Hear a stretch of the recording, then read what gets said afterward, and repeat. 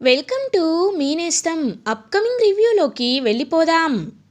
ఆరు పాపని కిడ్నాప్ చేయాలి అని చెప్పి జోకర్ గెటప్లో వస్తాడు ప్రచండ వాళ్ళ శిష్యుడు కాట్రా. ఇంకా అలా ఇంటి లోపలికి సరస్వతి మేడం పిల్లలు అందరూ ఎంటర్ అవుతుంటే వాళ్ళతో పాటే కలిసి ఇంటి లోపలికి వస్తాడు. పిల్లలందరూ ఎంతో హ్యాపీగా డ్యాన్స్ చేస్తూ గేమ్స్ ఆడుతూ ఎవరి పనిలో వాళ్ళు బిజీగా ఉంటే చుట్టూ చూస్తాడు ఆ జోకర్ వేషం వేసుకున్న కాట్రా. చూసి ఇప్పుడు పెద్దవాళ్ళు ఎవరూ కనిపించటం లేదు కాబట్టి బుజ్జమ్మని పక్కకి తీసుకువెళ్ళడం ఇదే కరెక్ట్ టైం అని, బుజ్జమ్మ నాకొక మ్యాజిక్ వచ్చు చూపించమంటావా అని చెప్పి బుజ్జమ్మని పక్కకి తీసుకువెళ్తాడు. ఆరు పాప పక్కకి వస్తుంది. నీకే మ్యాజిక్ తెలుసు అని అడుగుతుంది. ఇప్పుడు నిన్ను ఒక 5 సెకండ్స్లో నేను చిలుకలా మార్చేస్తాను అని అంటారు. అవునా, నిజంగా మారుస్తావా అని అంటుంది ఆరు పాప. ఖచ్చితంగా అని చెప్పి ఇంకా వాడు మనసులో ప్రచండాన్ని తలుచుకుంటూ ఒక మంత్రం వేయాలి అని ఆ స్టిక్ని కరెక్ట్గా అలా అప్లై చెయ్యబోతుంటే ఒక చెయ్యి వచ్చి అడ్డుకుంటుంది. ఎవరిదో కాదు, భాగమతి. ఇంకా వాడి చెయ్యి గట్టిగా పట్టుకొని మెలి తిప్పేస్తుంది బాగి. అయితే అప్పుడే కరెక్ట్గా ఇంకా ఆంజనేయ స్వామిని దాచిపెట్టిన ఆ కబోర్డ్ డోర్ అయితే ఒక్కసారిగా ఓపెన్ అవుతుంది. అలా ఆంజనేయ స్వామి కిరణాలు వచ్చి బాగిని మళ్ళీ తాకగానే ఒక్కసారిగా ఆ కాట్రా అయితే షాక్లో ఉండిపోతాడు. వాడి కర్రని చేతిలోకి తీసుకొని గట్టిగా విరిచేస్తుంది బాగి. విరిచేసి వాడి చెయ్యి మెలిపెట్టి ఒక్క హ్యాండ్తో వాడిని పైకి లేపుతూ ఉంటుంది బాగి. ఒక్కసారిగా ఆరు పాప బాగి ఉగ్రరూపాన్ని చూసి షాక్లో ఉండిపోతుంది. అప్పుడే కరెక్ట్గా ఇంకా అలా అమర్ అండ్ పార్దు మనోహరి వీళ్ళందరూ చూస్తూ షాక్ అయిపోతారు. మనోహరి ఏమో బాగి ఏం చేస్తున్నావు బాగి అని చెప్పి ఏమీ తెలియనట్టు అడుగుతుంది. వెంటనే మనోహరి వైపు కోపంగా చూసేసరికి మనోహరి కూడా ఏమీ మాట్లాడకుండా బాగిని చూసి వెనకడుగు వేస్తుంది. వెంటనే అమర్ పార్దు ఇద్దరు ఏమండి, వీడు మన బుజ్జమ్మని మళ్ళీ కిడ్నాప్ చేయడానికి వచ్చాడండి అని అంటుంది బాగి. అవునా అని వెంటనే అమర్ వాడి జోకర్ గెటప్ విగ్గు మొత్తం తీసేసి ఫేస్ పై వాటర్ కొట్టేసరికి క్లియర్గా అక్కడ కాట్రా అంటే ఈ ప్రచండ శిష్యుడు ఉంటాడు. ఒక్కసారిగా అమర్కి అయితే చాలా కోపం వస్తుంది. హౌ డేర్ యూ, ఎంత ధైర్యం ఉంటే నా ఇంట్లోకి ఎంటర్ అవుతావురా యూ, ఖచ్చితంగా ఇవాళ నీకు ఆర్మీ ట్రీట్మెంట్ అంటే ఎలా ఉంటుందో చూపిస్తా. పార్దు వీణ్ణి అని అంటారు.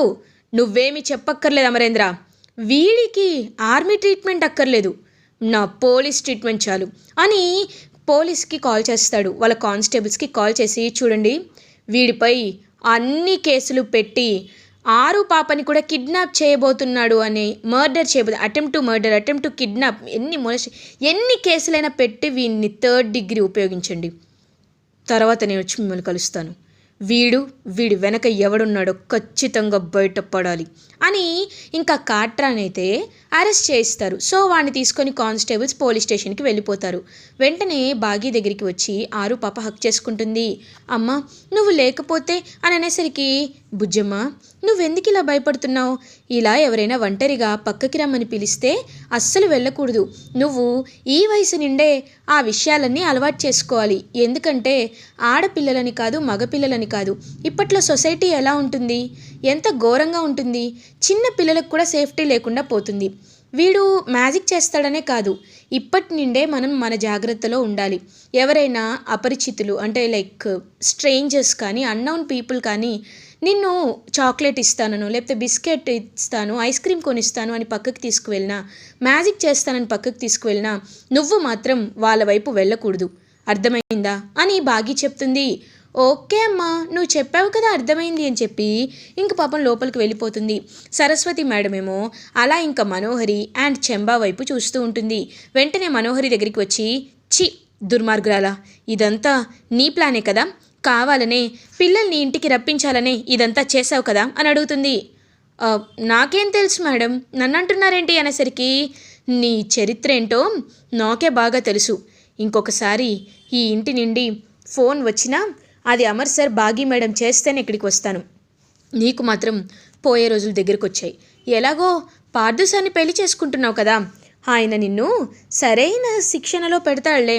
ఆయన్ని చూస్తుంటేనే అర్థమవుతుంది నీ జీవితం వేరే మలుపు తిరిగింది. ఒకప్పుడు రణ్వీర్ని పెళ్లి చేసుకున్నావు, కానీ నీకు రణ్వీర్కి సెట్ అవ్వలేదు. రణ్వీర్ని నువ్వు వదిలేసావు. ఒక్కటి చెప్పనా, నీకు ఎప్పటికీ అమరేంద్ర గారు రాసి పెట్టలేరు. కాబట్టే మళ్ళీ నీకు ఇంకొక అవకాశం ఇవ్వాలని ఆ దేవుడు పార్థసారథి సార్ రూపంలో నీకు ఇంకొక జీవితాన్ని ఇవ్వాలనుకుంటున్నారు. కనీసం ఈ జీవితాన్నైనా నిలబెట్టుకో, లేదంటే ఈసారి నీ బ్రతుకేమవుతుందో తెలుసా? ఎలా ఉంటుందో తెలుసా?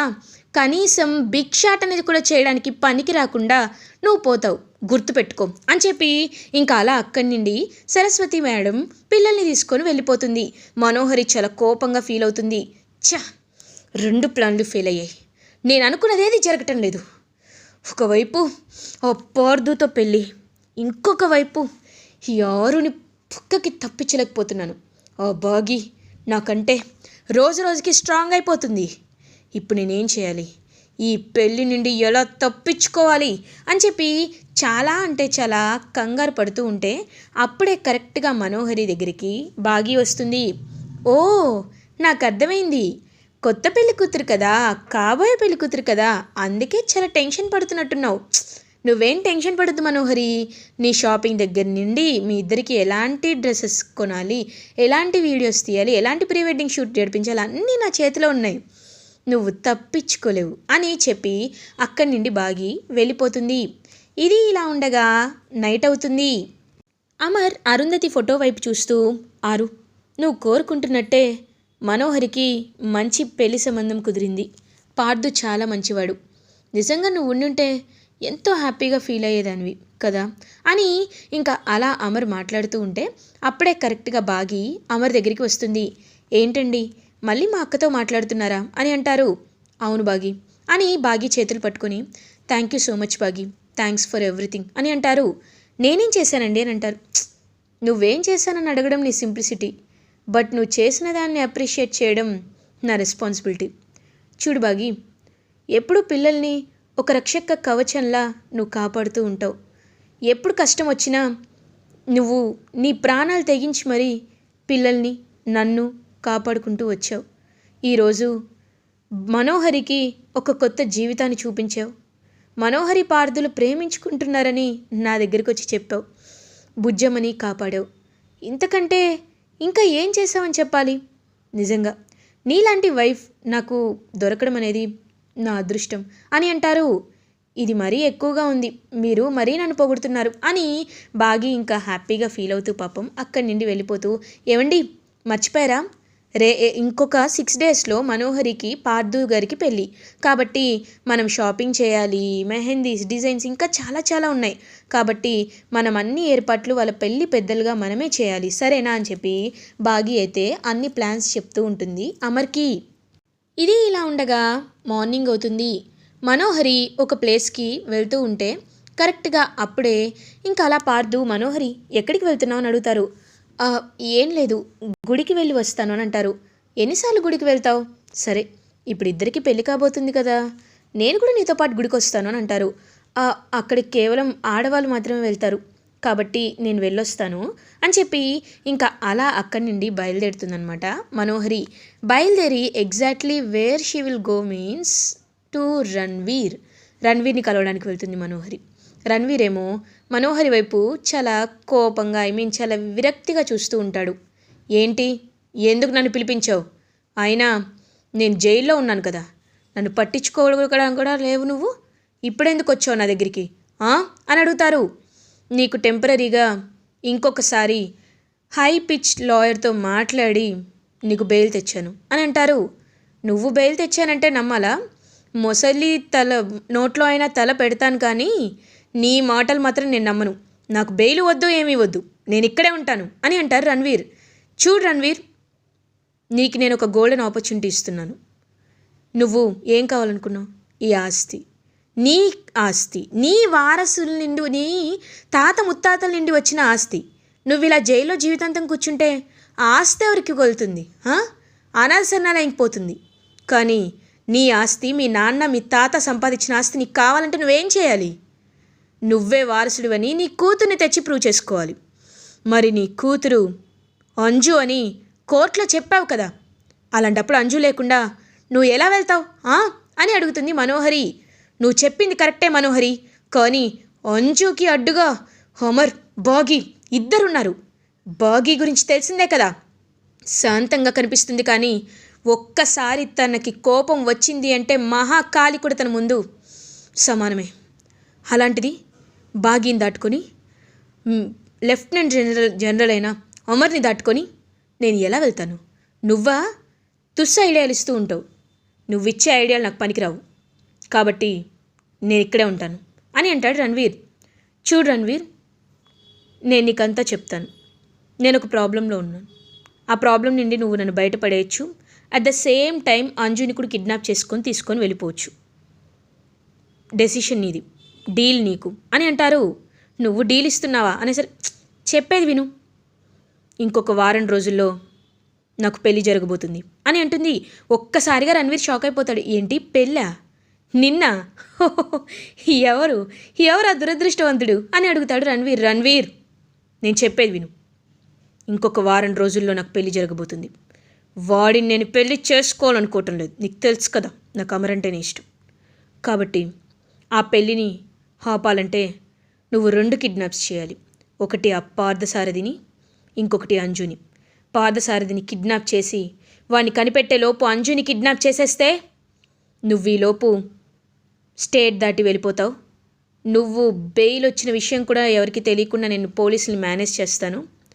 నువ్వు హ్యాపీగా పాపని తీసుకువెళ్ళి కోర్టులో కూతురుగా సబ్మిట్ చేసి నీ ఆస్తి పొందుతావు. ఈలోపు ఆ పార్థుని ఎలా అయినా నేను వదిలించుకుంటాను. డీల్ ఓకేనా అని అంటారు.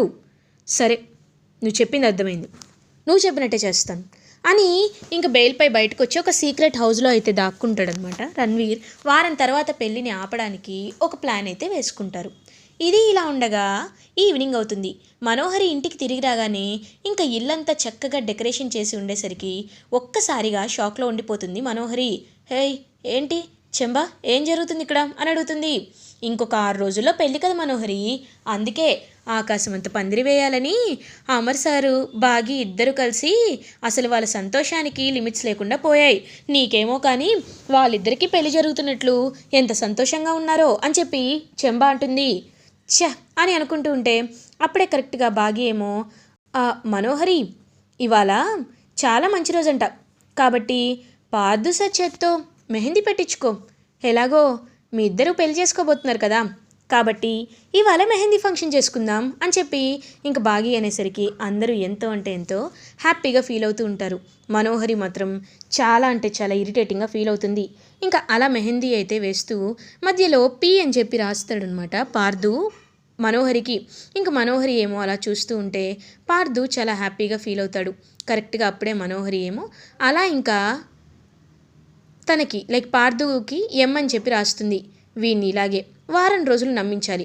వీడి కిడ్నాప్ అయితే ఏడుస్తూ అమర్ దగ్గర నేను నాటకం వేస్తాను అని చెప్పి ఇంకా అలా సింపతి డ్రామా ప్లే చేయాలని చెప్పి చాలా అంటే చాలా స్ట్రాంగ్గా ఇంకా అలా పార్థు అయితే మనసులో అనుకుంటాడు మనోహరితో డైరెక్ట్గా.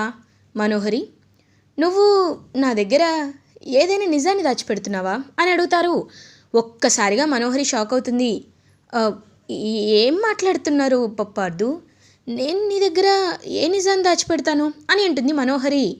ఏం లేదు, జస్ట్ ఆస్కింగ్. పెళ్ళికి ముందే అన్ని విషయాలు క్లియర్గా ఉంటే బాగుంటుంది కదా, చెప్పు.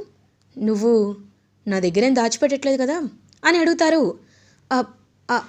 అలాంటిదేమీ లేదు అని చెప్పి ఇంక అక్కడి నుండి ఎస్కేప్ అవుతుందన్నమాట మనోహరి. ఇంకా అలా పార్థు అండ్ మనోహరి పెళ్లి పనులని హ్యాపీగా ఇనాగరేట్ చేసి వారం రోజుల్లో పెళ్లి హడావిడినంతా చూపిస్తూ ఉంటారు అమర్, బాగి. ఇంకా టెన్షన్తో చాలా అంటే చాలా టెన్షన్ తీసుకుంటూ ఉంటుంది మనోహరి. ఇలా ఎపిసోడ్ ఎండ్ అవుతుంది.